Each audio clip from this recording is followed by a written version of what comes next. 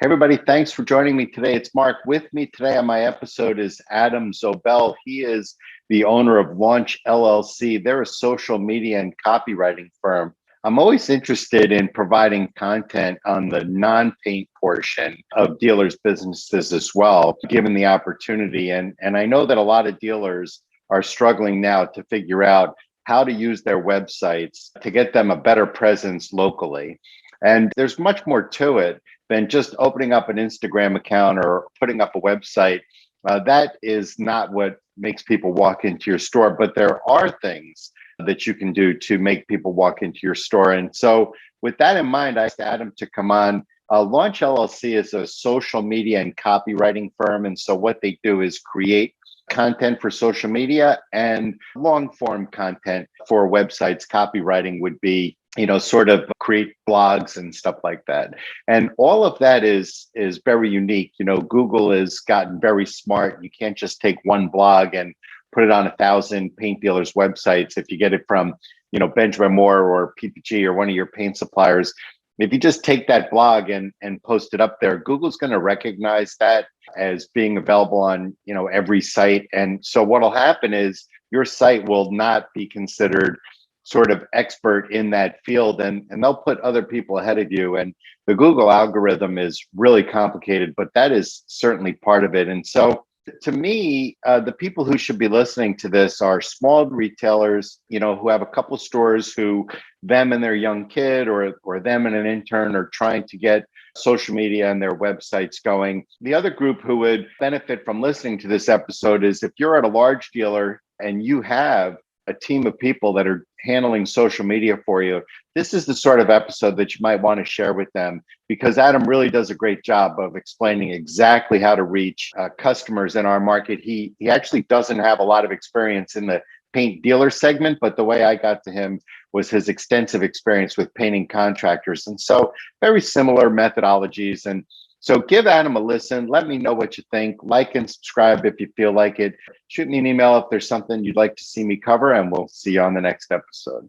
Hey, everybody. Thanks for joining me today. It's Mark. Nice to see you. I'm here with Adam Zobell. Adam is the owner of Launch LLC. They're a content marketing firm who specializes in social media and copywriting. Adam, how are you this morning? Doing well, Mark. Thanks again for having me. Yeah, thanks for joining me today. Adam, tell us a little bit about yourself and about what Launch is doing. Yeah, absolutely. So I've always had a passion for words, and that led me to become an English major. My initial goal was to teach. And then in graduate school, it actually started with a gym I couldn't afford going to. I worked out a trade when the owner realized that I was an English major, said, "Hey, I need some content for my website. And how would you feel about doing a little writing for me in trade for the membership?" And the rest is history. So he told me, "Hey, you got a knack for this. This might be something you want to pursue." Before the internet existed, people like you and I, writers who wanted to make a little money on the side, we used to have to do term papers for people. That was the only option. Absolutely. Oh, yeah. I had some offers for that in college too. Yeah. 100%. Yeah. So that opened up just a whole new avenue for writing for me. And from there, especially when my first son was on his way, I realized this would be something I could do to help pay the bills. And that expanded into a full-time job with ADC, a marketing company for contractors specifically, and specializes in the painting industry. And I worked with David in ADC for about 7 years, and that's how I really got immersed in the painting world, residential, commercial painting contractors of all sizes across the country. 2 years ago, COVID hit.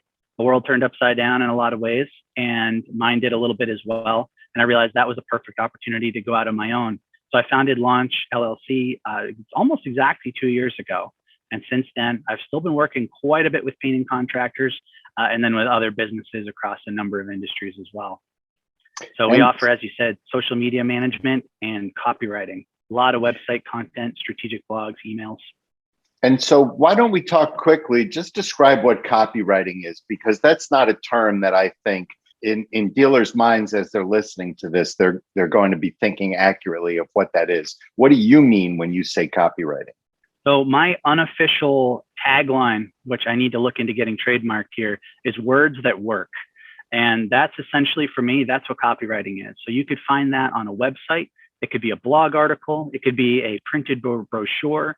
copy just meaning anything written with a specific intent that you need crafted carefully. So oftentimes we find that in marketing. Could be a short advertisement headline, or it could be every written word for a new website.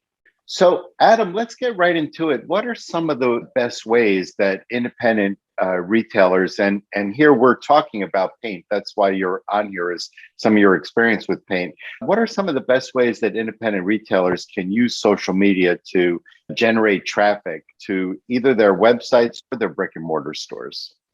Yeah, absolutely. I think the first key thing to keep in mind is just to really think through what your expectations and goals are. It seems that there's two different camps folks can fall into. One being social media is a gold mine. If I do the right thing, click the right buttons, it's just going to work. Social media, there's a lot to it and there's a lot of competition involved. So that is important to remember, that that's not necessarily the case. Others think, well, there's just really no point in getting involved. It's a noisy space. Why spend the time on it? And they might just not be interested in spending time on Facebook. So start out by just thinking through, what do you want from social media? Do you want to drive interest and awareness, or is it something that you're going to be selling and converting people, to drive them to your store?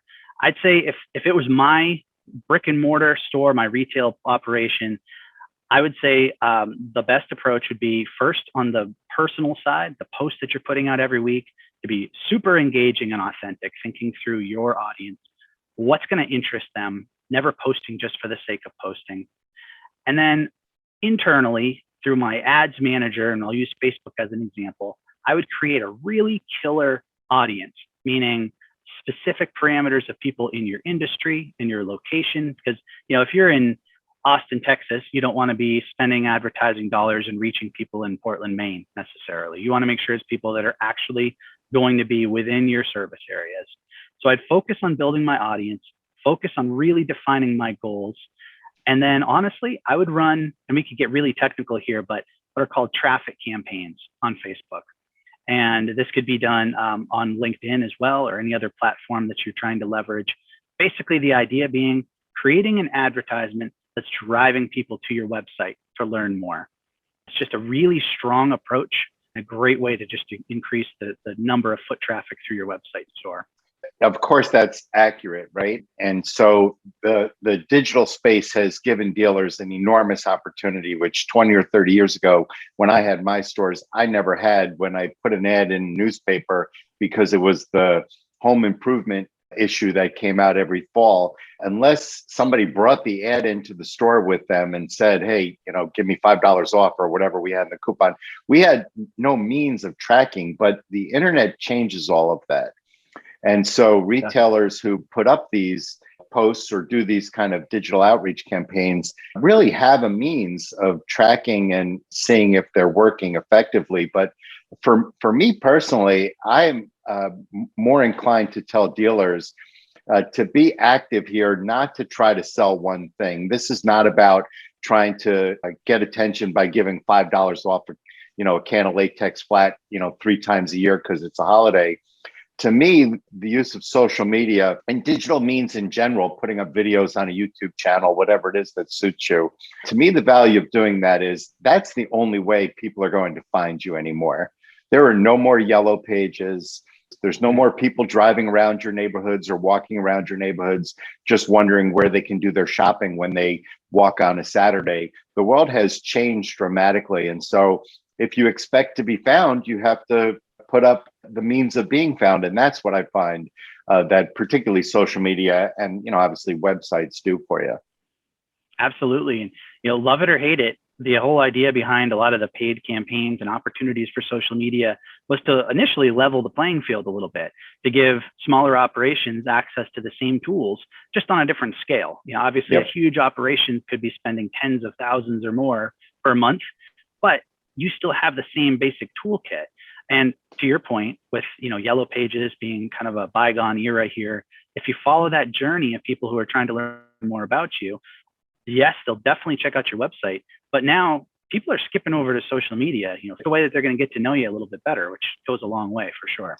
The evidence is clear that the way people are shopping now, and this particularly applies to paint and home improvement materials, they're really what used to happen for DIY customers, as an example. When I owned stores, they would come into the stores, they would get information from you about what products they needed, what products could do the job they wanted, et cetera. And then they might come in on another day and tell you what colors they've selected and buy the material. But that's not the case anymore. Now they're going to be sitting on their couch. They're going to be talking with their roommate, spouse, friends, whoever, about the paint job that they're considering. They're going to be getting all the information they need to do that job on a website somewhere. Now, they may come to your store and pick the color and pick up the paint, obviously.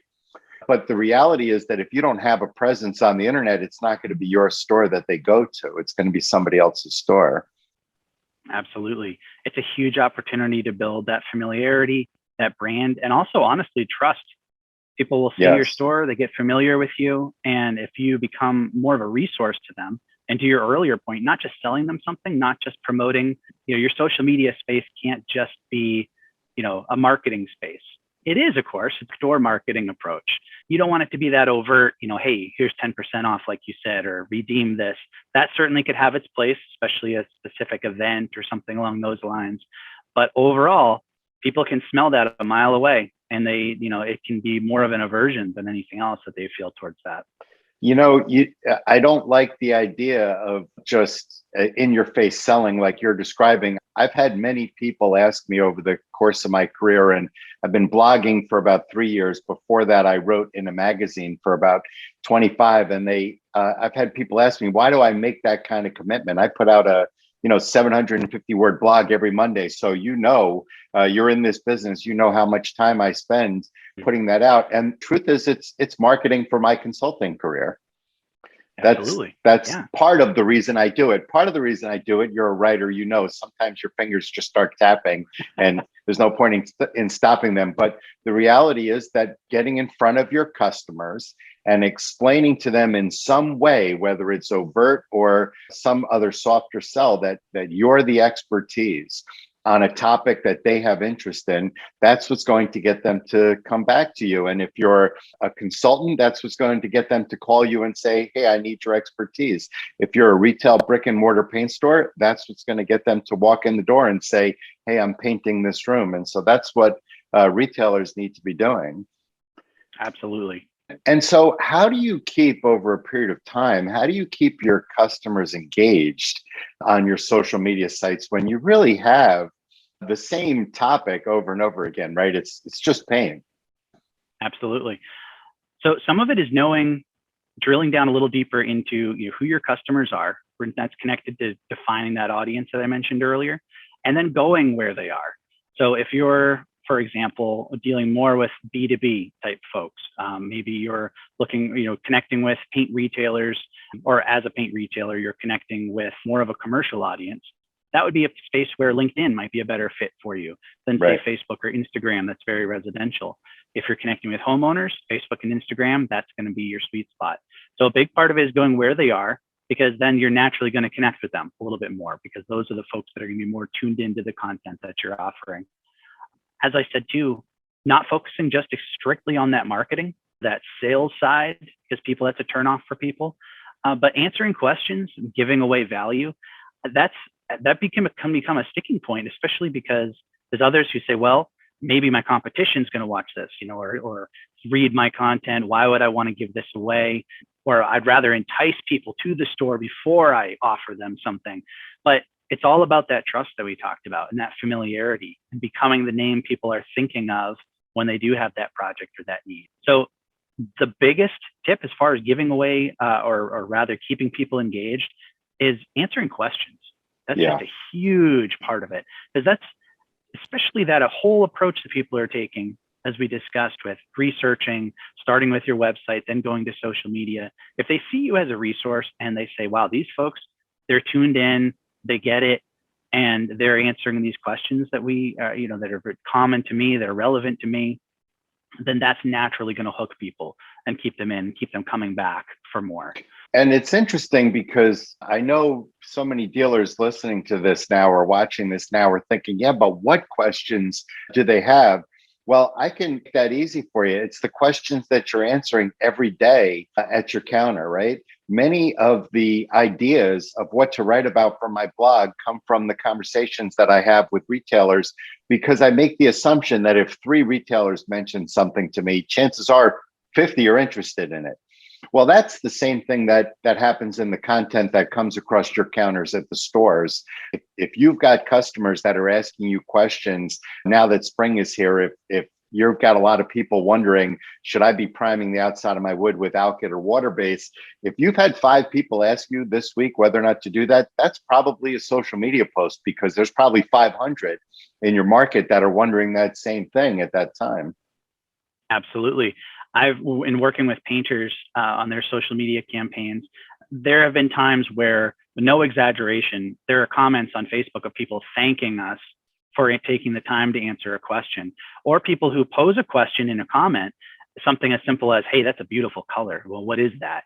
And I, reply back, "Hey, it's, Sherwin-Williams, whatever the color might be." Maybe drop a link to it for them, just a quick, easy access, and it blows them away. Wow, thanks for taking the time to do that. And that just sets you apart. So if you can do that, and to your point, if one person's asking the question, there's going to be a lot more. Even just a simple practice of keeping a Word document or a legal pad or whatever, just jot questions down, whether it's folks at your desk or if it's sales folks, people out in the field, whatever the case might be. Just keep a running list of questions, and you might have your question of the week that you address on social media, and people look for it. There's consistency there, and you'll get a return from it for sure. So let's talk a little bit about how do you keep your sites optimized, which is different from what we were talking about in terms of how to keep your audience engaged, right? So let's talk a little bit first. Give a quick definition of what it is to keep the site and the words on your site optimized. Absolutely. So there's 2 prongs to this. On one hand, you want to write for your reader. Obviously, the people who are going to be on your website, you want to make sure it's engaging. So the other component to that is writing for search engines. And the big one, of course, being Google. When you're considering writing for search engine optimization, there's a lot of layers to that. You can peel back and look down internal aspects of your website, the way you label your photos, your photo descriptions, your different optimizations and tags that you have included. There's a lot, which is why that's a whole industry in itself with SEO specialists. If you've ever, heard that term or had people that come up to you and say, "Hey, we need to work on your website, and you need to get it SEO optimized." That's what it means. Make it play nice with your search engines. That's super important, but you don't have to necessarily take a deep dive flying leap into the SEO world. You can optimize your content in a number of ways and have it still be very strong just by following some basic best practices. So that's really broad strokes what it means to optimize, writing in such a way that you're going to be found online by people searching for your content. So it used to be that when we would optimize a website, we would think all about the all-powerful keyword, and people would stuff, and that was actually the technical term, stuff right. their websites with keywords, paint retailer, Detroit paint retailer. Right. And it becomes it worked for a while, but it was very rough to read, because you could tell this is written for a search engine, not for a human being, designed just to be found on that first page. Google especially, will use them as the example. They really got smarter than that and more sophisticated. And now they take a deeper dive and look into the way your pages are structured, the content in your headline. Are there bullet points for easy readability? All these different factors that go into having an optimized page as a whole. So this dovetails perfectly with what we were talking about, answering questions on social media. And this could be really an important, bigger part of your overall content strategy.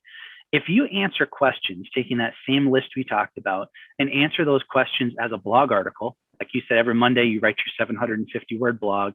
If you take that question of the week, turn it into a blog article and put it on your website, that is going to be some more than others, of course, but that's going to be a big draw, because likely people are searching for that. And they don't search by those keywords anymore. People do what's called a long form search term, which means whole questions. What's the best paint for the exterior of my house? That's what people are searching for now. So if you can answer that, There might be competition around that. It'll take time. There's no silver bullet. But if you're consistently answering questions like that and building quality content, that's going to put you eons ahead of competition of people who aren't doing that. And those people searching for that are going to say, hey, this guy knows what he's talking about. This answers my question. Maybe I should swing into the store and pick up some paint and take the next steps. And so how does using video and YouTube specifically, which I use a lot of, how does using video play into that strategy? Google, as we said, that's the big player. YouTube is now the second largest search engine out there. Like, they have surpassed any of the other competition. People take that same example. What's the best exterior paint for my house? People are now plugging that into YouTube because they're going to find a video. Absolutely. And they're going to get their answers. Or how do I paint? Do I need to prep? Do I need to prime? Things like that. So if you can capture video answering those questions, put it on your YouTube channel. That's a search engine powerhouse right there. Now you can take that same video, drop it in your blog article that answers a question in case people would rather click through and listen that way. And then that can also be shared on social media. So now you're hitting all those huge tiers of opportunity with one question and just a couple different variations on the same piece of content. And to the video, I would also add, people get bogged down thinking that it needs to be a Ron Howard production, or else people aren't going to want it. This is a key word: authenticity. People love authenticity. If you have a really, glamorous video, sure, that could be fine for a specific advertising purpose that's polished with a professional videographer, but you don't need to spend that kind of money for your routine content. You have a better camera in your smartphone than a lot of people had filming videos not that long ago, even on a large scale. So if you have that, a simple $20 microphone off Amazon just to capture sound a little more clearly, just prop it up, get a stand, hey, introduce yourself, answer the question, and you can be done. It does not have to be complicated. Just make it consistent and make it authentic. And those short videos are an outstanding format for not just YouTube, but many dealers are finding success on Instagram. And those short videos really work there. And I'm not aware of any dealers that have found great success on TikTok, but there are other places. There are painting contractors that I see on TikTok that are painting that are getting 10 and 20 and 50,000 likes and follows and stuff per post. I certainly don't mean to imply that there's value to a dealer in Kansas putting out a post on TikTok that gets 100,000 views from around the United States, but some of those 100,000 views are going to be from Kansas. Some of those followers who come along after they see a good post are going to be from Kansas. And that's how you're beginning to build your relationship with your community and with your customer base. It's not like it used to be. And so your relationship, you have to go to them where they are to start building their relationship. And videos is a great way to do that, at least in my experience. Absolutely. Oh, it really, really is. And that's a good point. YouTube is, of course, huge. But as you said, Instagram stories and reels are absolutely taking off in a wonderful way to connect with people and get in front of them consistently. Well, Adam, we've done a really great job of laying all this out. Is there any sort of final advice that you want to share with dealers? Just the two big takeaways: staying authentic and staying consistent. If you force it, try too hard, try to be something you're not as far as the content you create, then it's going to fall flat. But if you really let your personality shine, especially as a local retailer, I mean, you have a lot of power there. People love hearing from local businesses more than, it's a huge opportunity. So if you have that real authentic approach and say, hey, this is who we are. These are our team members. Don't be afraid to introduce people on social media too. Give shout outs. Somebody gets promoted. Somebody's the next level of training or makes a specific sale, whatever the case might be. Let people in. That's the biggest thing. Let people into your business, and it's going to ring true for people, and it's going to have a better return than just pumping out, as I like to say, fluff content for the sake of posting. And before I let you go, you mentioned one thing that I want to question you about, and that's consistency. In my experience, social media is something that requires constant attention and flow. Is that your feeling as well? Absolutely. Stick with what's realistic for you and your capabilities. But I would say 2 to 3 times a week posting is a good rhythm. Some channels you'll see it every day. You can do that more frequently with stories because they expire after 24 hours. So there's, natural turnover there. As a realistic starting point, I'd say 2 to 3 times a week. And then being sure to watch for and engage with comments. Because as I mentioned that example previously, people don't expect it. They think that they'll drop a comment and it's going to be missed. So if you take the time to go back and engage, even if it's setting aside 1 hour a week or 2 hours a week, have somebody designated to watch that and take care of it, that you'll amaze people. You'll blow them away by the fact that you're there and being attentive. And you'll also get more questions. So that's another opportunity. That's another great way to add to that rolling document of questions. Well, Adam, that is a terrific way to end it. Thank you so much for a really informative episode. Tell me, before I wrap this up, how can people get in touch with you if they're interested in hearing more?